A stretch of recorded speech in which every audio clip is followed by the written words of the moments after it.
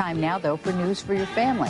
And we're talking about the challenges of raising a teenager. The book is called The Sacred Flight of the Teenager, A Parent's Guide to Stepping Back and Letting Go. And author and Dr. Susan Smith-Kosmarski is here to tell us what we can do. Good morning. Good morning, Roseanne. Thank you for coming. Thank you.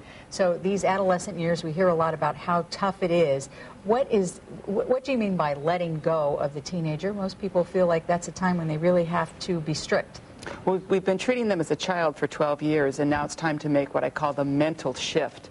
And the book has 40 fun, friendly, very easy-to-read chapters, each with an illustration. The chapter on mental shift has an illustration of a mom in a rocking chair holding this huge teen, life-size, the same size as her, has a little beanie cap on. And the point is, this mom hasn't made the mental shift. What I mean by that is treating your child finally as an adult, and this is really hard for parents to do because for 12 years they've been treating them as a child. But to ease that, you have some tips, and the first of which is to do it slowly, to slowly reduce the limits and increase the freedom. This is an example. Right, and get the teen very involved in setting up some rules on the home front. Treat your teen as an equal and identify a short set of rules that you all can agree upon.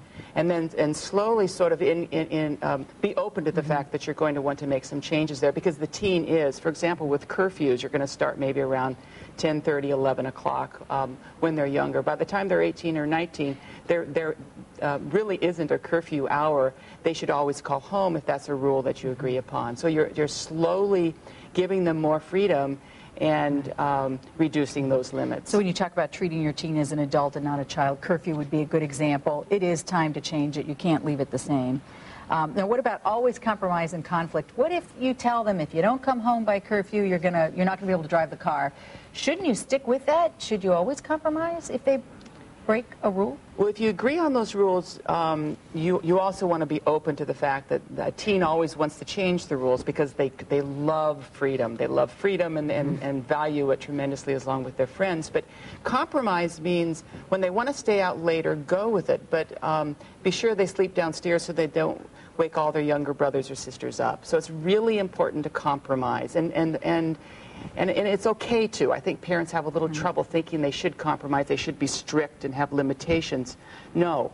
It's okay. It's okay. And encourage them when you see them displaying some good adult behavior. Give us an example of that. My oldest teen, he's 18 and a half, and he's going off to college this fall. He's doing an incredible job with his adult behavior. He has purchased the things he needs. He's packed his suitcases. He's done lots of things that we adults do, and he seems to be quite responsible at this phase. So what I want to do is really encourage that behavior. And now's your opportunity to say, good job. I'm sure you've told him already, but that's good advice for all of us to take. You can get more information at sacredflight.com. And, of course, you can purchase the book. And thank you very much for coming with us. Thank you, Roseanne. My pleasure.